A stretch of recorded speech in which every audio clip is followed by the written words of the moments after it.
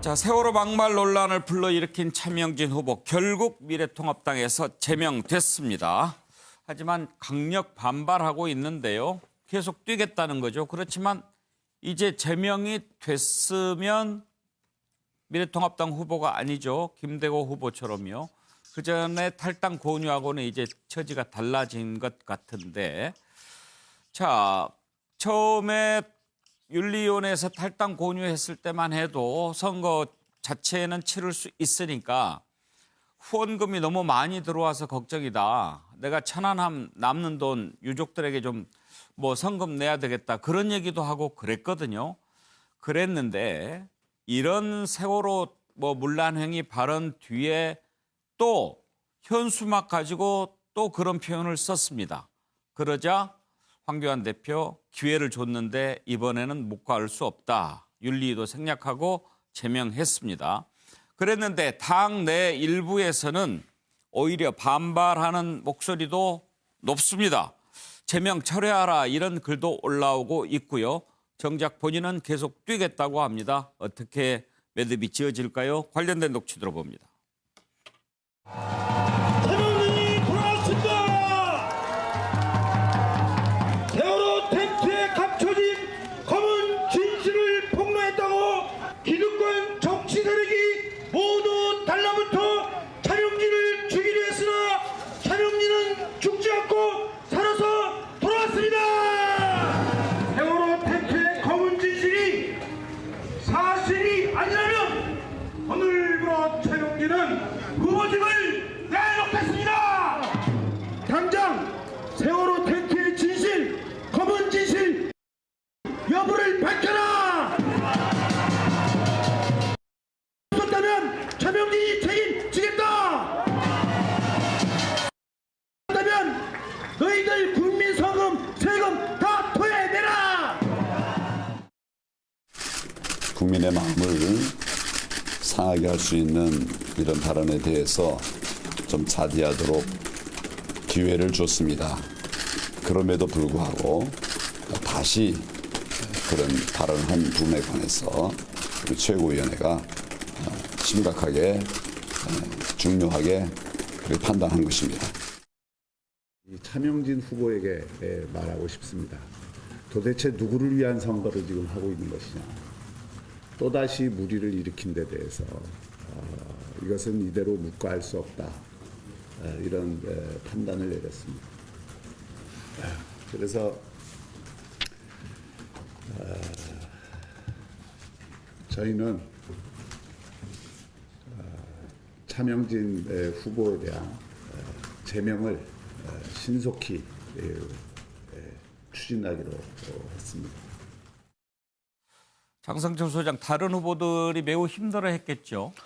그렇습니다. 저런 말 때문에 기본적으로 여의도 연구원에서 여론조사를 하니까 주말 사이에 상당히 접전 지역에서 더 벌어지고 상당히 힘들어졌다라는 그런 내부 보고서가 나왔거든요. 그렇기 때문에 이제 황교안 대표와 박형준 위원장이 제명 처리를 한 것이고, 그리고 저는 이제 차명진 의원한테 제발 말씀드리고 싶어요. 이제 제발 그만하시라고 말씀드리고 싶어요. 세월호라는 것을 자꾸 정치 영역으로 끌어들이지 않았으면 좋겠습니다. 진영을 떠나서 여야를 떠나서 세월호는 우리에게 큰 아픔이고 우리가 추모해야 될 일이지 자꾸 저렇게 정치적으로 이용하려면 본인이 저런 공직 후보자가 아니라 일반인으로서 했으면 좋겠다는 생각이 듭니다. 차명진 의원의 자제를 간곡하게 부탁드립니다.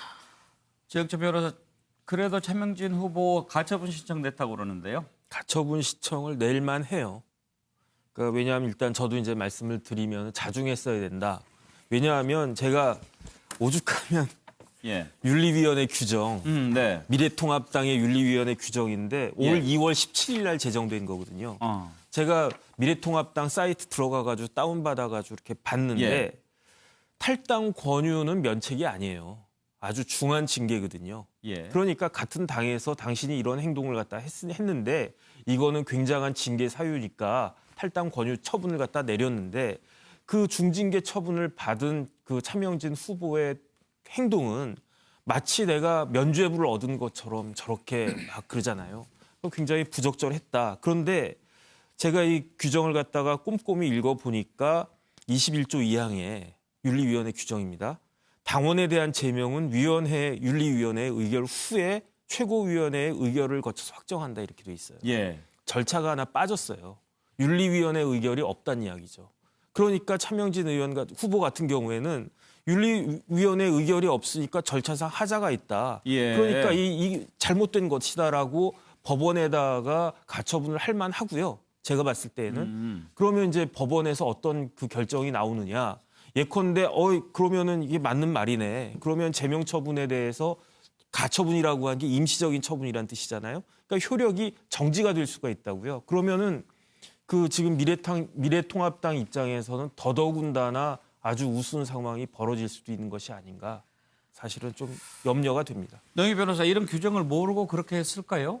아니 근데 지금 좀 전에 뉴스가 나왔는데요. 그 선관위 부천시 선거관리위원회에서 차명진 후보에 대해서 정당 추천 후보자가 당적을 이탈하거나 변경하게 되면 후보자 등이 무효가 된다라고 하는 그 조항, 이 네. 공직선거법에 있어서 공직선거법 52조를 기준으로 해서 이미 제명된 사람에 대해서 무효다. 그러니까는 차명진 후보에 대해서 투표하지 말아라. 사전 투표에서 나와서도 우리가 그걸 체크하지 않겠다. 이렇게 좀 얘기를 했다는 겁니다. 네. 그래서 실질적으로 뭐 가처분이나 이런 것들을 청구한 것이 당에 대해서 했겠지만은 만약에 이걸 다투고 싶으면은 이번에 투표하는 것을 보면서 차후에 선관위를 상대로 또 뭔가를 해봐야 되는 그런 부분이 있고요.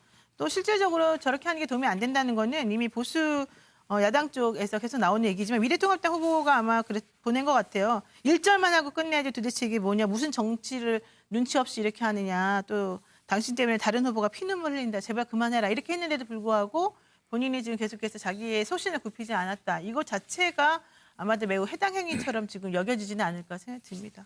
예, 장성철. 그러니까 이제 당에서는 이런 얘기를 하는 거예요. 당헌 31조와 32조를 들어서 최고위원회는 당무와 관한 최고의 의결 기구다. 예. 그리고 이러한 의원 제명 건도 당무 관한 일이기 때문에 최고위원회에서 윤리위를 거치지 않고 의결할 수 있다라고 이제 주장을 하는 건데 이렇게 법적으로 따져 보면 다른 당원 당규를 보면은 또 윤리위를 거치지 않은 것이 문제가 될 수도 있지만 네. 기본적으로 여기 당헌 31조 32조에 의하면 최고위원회 의결로 제명 처리할 수 있는 것으로 해석이 됩니다.